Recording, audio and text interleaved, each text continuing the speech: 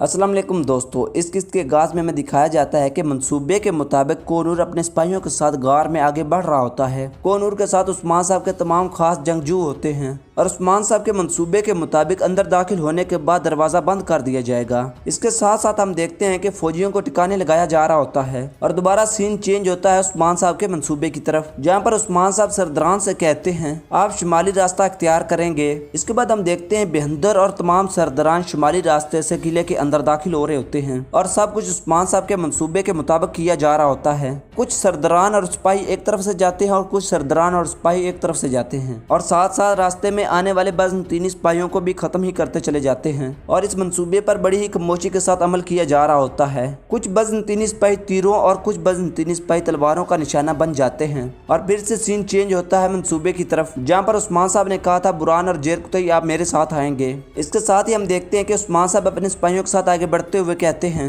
हम तैकफूर के कमरे में जाएंगे आहिस्ता और खामोशी के साथ। इसके साथ ही वो बड़े ही मुतहद अंदाज में आगे बढ़ते हैं और रास्ते में आने वाले बज़ंतीनी सिपाहियों को तीर मारकर मौत के घाट उतार देते हैं। जिस कदर तेज रफ्तार तीर की होती है, उस्मान साहब और उसके सिपाही भी उतनी ही तेज रफ्तार से आगे बढ़ते चले जाते हैं और पीछे आने वाले उस्मान साहब के सिपाही बज़ंतीनी सिपाहियों की लाशों को ठिकाने लगा रहे होते हैं। सब कुछ बड़ी ही खामोशी के साथ किया जा रहा होता है। जहाँ जहाँ से उस्मान साहब और उसके सिपाही गुजरते हैं, बज़ंतीनी सिपाहियों की लाशें गिरती ही चली जाती हैं और मंसूबे के वक्त से उस्मान साहब की आवाज गूंजती है वो हमारे आने की तवक्को नहीं करेंगे, वो आराम कर रहे होंगे, लेकिन हम अपनी तलवारों की आवाज से उन्हें जगा देंगे। और नाजरीन बिल्कुल मंसूबे की तरह ऐसे ही होता है और बज़ंतीनी सिपाही ढीले पड़े हुए चहलकदमी कर रहे होते हैं और इसके साथ ही उस्मान साहब अपने सिपाहियों के साथ उनके ऊपर जा पहुंचते हैं और फिर पल भर में उन सबको मौत के घाट उतार देते हैं। मंसूबे के वक्त एक सिपाही ने उस्मान साहब से कहा था कि जनाब अगर आपकी इजाजत हो तो मैं आपके साथ आना चाहता हूँ। तो जवाबन उस्मान साहब ने कहा था तुम हमारी फौज का हिस्सा बनोगे बलाबाल। इसके साथ ही हम बलाबल को देखते हैं जो बज़ंतीनी सिपाहियों को उठा उठा कर फेंक रहा होता है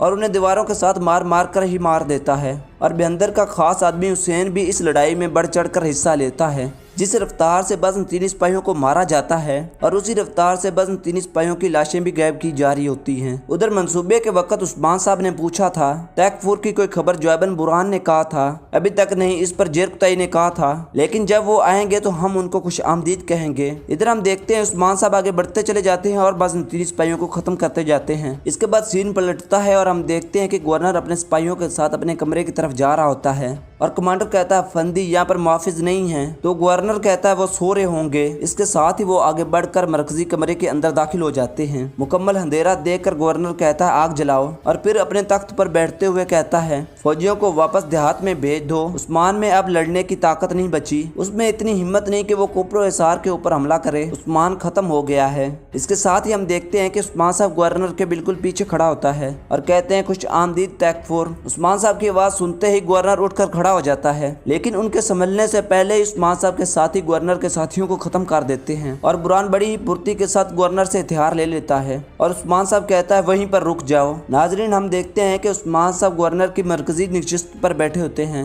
और गवर्नर कहता है तुम मेरे किले में क्या कर रहे हो। जवाबन उस्मान साहब कहता है अब तुम मेरी सरजमीन में हो, ये किला अब मेरा है। मेरी जमीन को छोड़कर नुमान और वेलिनस के साथ बात कर रहे थे, क्या तुमने जश्न मनाया? इस पर गवर्नर हांफते कांपते हुए कहता है हमने। इस पर उस्मान साहब कहता है तुमने मनाया, तुमने बिल्कुल जश्न मनाया, तुमने खेमे जलाए, तुमने गांव जलाए, तुमने मासूमों को मारा, तुमने उस्मान की बाजू और टांगे काट डाली, तुमने कोनिया से आने वाली मदद को रोक दिया। उस्मान के लिए पकड़ने के लिए कोई शाख नहीं है, तुमने उसे मार दिया, हाँ तुमने उसे खत्म कर दिया। ये कहते साथ ही उस्मान साहब उठकर आगे बढ़ते और कहते हैं मेरी तरफ देखो क्या मैं मर गया हूँ। ये कहते साथ ही उस्मान साहब गवर्नर के ऊपर टूट पड़ते हैं, उसको बार बार उठाते हैं और पटकते हैं और थप्पड़ मुक्कर मार मार कर उसका बुरा हाल कर देते हैं और साथ साथ कहते हैं तुमने मासूमों को मारा, गांव जलाए, तुमने बहुत सारे मासूमों को मार डाला, हाँ उठो। खूब मार खाने के बाद गवर्नर कहता है उस्मान तुम इस बार जीत गए, लेकिन तुम और तुम्हारा खून। जवाबन उस्मान साहब कहता है जब तक हम जिंदा हैं इन सरजमीनों में ही रहेंगे, तुम्हारा वक्त भी आ गया है। ये कहते साथ ही उस्मान साहब गवर्नर पैथरोज का गला काट डालते हैं, लेकिन कल तक तुम्हें कोई याद नहीं करेगा। और पैथरोज अपने अंजाम को पहुंच जाता है और फिर उस्मान साहब सिपाहियों से कहते हैं कि हर तरफ कई झंडे लहरा दो और सबको बता दो कि कोपरो हिसार अब तुर्कों की सरजमीन है। जालिमों को बताओ कि उस्मान साहब उनके लिए आ रहे हैं। अल्लाह अकबर, अल्लाह अकबर। उधर हम देखते हैं बुरसा महल के अंदर कुछ कमांडर खड़े होते हैं और कोपरो एसार खो जाने की वजह से वो तमाम लोग बहुत ज्यादा गुस्से में होते हैं और फिर आपस में बातचीत करते हुए कहते हैं हम लड़ेंगे, हम तुर्कों से मजीद नहीं हार सकते, हमें कुछ करना होगा। इसीलिए में एक और कमांडर 2 सिपाहियों के साथ उस कमरे में दाखिल होता है और आगे बढ़ते हुए पूछता है तुम कोपरो एसार कैसे खो सकते हो? क्या अजीम बज़ंतीनी सिपाहियों ने दिखावे के लिए तलवारें उठा रखी हैं? फिर उसके साथ मौजूद दूसरा शख्स कहता है अगर फौज ऐसे कमांडरों के हाथ में रही तो हमारा अंजाम तबाहकुन होगा। तो इस पर एक कमांडर कहता है कि कमांडरों को अपनी हद जानने की जरूरत है। ये सुनकर पहले वाला कमांडर कहता है तो ये बात वो तैकफुर बोल रहे हैं जो अपने किले नहीं बचा पा रहे। अब आपको डरने की जरूरत नहीं, माहिर कमांडर आपके साथ हैं जो दर्जनों जंगें लड़ चुके हैं। फिर आने वालों में से तीसरा शख्स कहता है तैकफुरों को हमसे डरने की जरूरत नहीं बल्कि तुर्कों से डरने की जरूरत है। जवाबन दूसरा कमांडर कहता है कमांडर माथरोस, जब हमने उनके कबाइल जलाए थे तो तुम वहाँ पर मौजूद थे। तैकफुर वेलिनस के खिलाफ भेजी गई कोनिया से मदद को हमने रोका, तो उस्मान ने ये कैसे किया? इस पर पहले वाला कमांडर कहता है तुमने उस्मान को कम तर समझा, उसका बदला कोपरो एसार से चुकाया। इसीलिए मैं वेलिनस लियू के साथ कमरे के अंदर दाखिल होता है और उन्हें खामोश करवाते हुए कहता है नहीं तैकफुरों, कोपरो एसार का तैकफुर उस्मान के हाथों में नहीं। उसके ये कहते साथ ही लियू एक संदूक खोल देता है जिसमें पैथरोस का सर पड़ा होता है। पैथरोस का सर देखकर तमाम लोग परेशान हो जाते हैं और वेलिनस मजीद कहता है कि देखो तुर्कों ने हमारे साथ क्या किया। ये कहते साथ ही वो संदूक बंद कर देता है और मजीद कहता है जो भी अपना इंतकाम लेने से पहले सोया वो अपनी आंखें खो देगा। उधर हम देखते हैं कि कोपरो एसार फतह करने के बाद उस्मान साहब अपने बेटों और अपने सिपाहियों के साथ जंगल से आगे बढ़ रहे होते हैं और आगे बढ़ते हुए कहते जो हमसे बदला लेने का ख्वाब देख रहे हैं वो आंख खुलते ही माफी मांगेंगे। इस पर उरहान कहता है या वो तब जागेंगे जब हमारी तलवारें उनकी गर्दनों पर होंगी। इस पर अलाउद्दीन कहता है गफलत की नींद गहरी होती है भाई, किसी को तवक्को नहीं थी कि हम कोपरो एसार को फतह कर लेंगे। ये सुनकर उस्मान साहब कहता है कोपरो एसार की फतह हमेशा हमारी फतह की अलामत रहेगी। फिर अख्तमूर पूछता है कि उस्मान बे आपका अगला हदफ क्या है? ऐसा लगता है कि आपके सिपाही उसका इंतजार कर रहे हैं। तो जवाबन उस्मान साहब कहता है बेटो तो ऐसा है ना, तो आप मेरे मंसूबों के बारे में मुतजस्सिस हैं, मुझे बताओ कि हम आगे कहाँ जाएंगे। इस पर उरहान कहता है हम दोनों के ख्यालात मुख्तलिफ हैं बाबा, हमें हमारी मंजिल दिखाएं ताकि हम फतह का तयन कर सकें। इसीलिए में एक चमकदार तीर उनके सामने आकर लगता है। तीर को देखते साथ ही वो सब लोग रुक जाते हैं और बुरान सिपाहियों से कहता है शहजादों की हिफाजत करो, जबकि उस्मान साहब उन सबको कहता है रुक जाओ, पुरसकून हो जाओ। ये कहते साथ ही उस्मान साहब घोड़े से उतरकर तीर की तरफ बढ़ते हैं और तीर को देखकर कहते हैं अगर ये तीर हमारे दुश्मन की तरफ से होता तो ये जमीन के बजाय हम पर बरसता।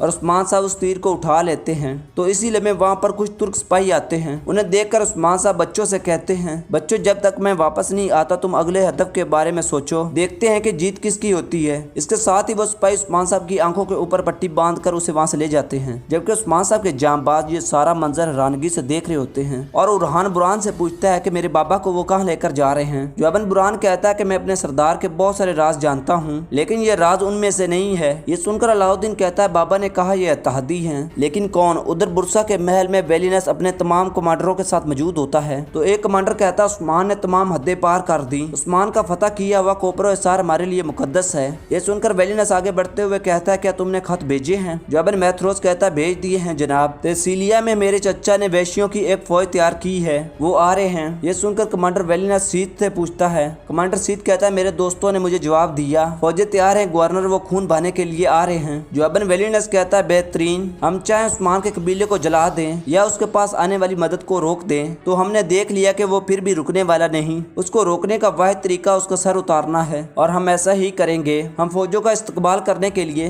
करथागोज में कराहगाह बनाएंगे, ये फर्ज आपका है। इस पर एक और कमांडर पूछता है उस्मान का अगला हदफ क्या होगा जनाब? अगर हम ये जान ले तो उसका सर उतारना बहुत ही आसान होगा। ये सुनकर वेलिनस कहता तुम लोग बताओ, मैं सुन रहा हूँ। इस पर वो कमांडर कहता है अगर वो किस्तल किले की तरफ बढ़ता है तो वो उसका खात्मा होगा। फिर दूसरा कमांडर कहता है मेरे सिपाही लफके में इंतजार कर रहे हैं। तो वेलिनस उन्हें खामोश करवाते हुए कहता है बज़ंतीन के अजीम कमांडर उस्मान का अगला हदफ क्या होगा? तो मातरोज नक्शे के ऊपर इशारा करते हुए कहता है जब मैं उस्मान की पिछली फतूहात को देखता हूँ तो नक्शा दिखाता है मरमरा और बुरसा के दरमियान वो राब्ता कायम करना चाहता है। तो इस पर वेलिनस खुश होते हुए उसके खंजर के पास अपना खंजर गाड़ देता है और कहता है आप एक हकीकी सिपाही हैं, कोपरो एसार जिसकी वजह से वो अपने मकसद के करीब पहुंच गया है, वो ऐसा करके एनातोलिया को बज़ंतीनियों से हासिल करना चाहता है। यह सुनकर कमांडर सीध नक्शे की तरफ इशारा करते हुए कहता है इसलिए उसका अगला हदफ कोई निसार होगा। अगर वो इस पर काबू पा लेता है एजनिक और बुरसा के साथ राब्ता खत्म हो जाएगा। जवाबन वेलिनस कहता है बज़ंतीन के अजीम कमांडरों और गवर्नरों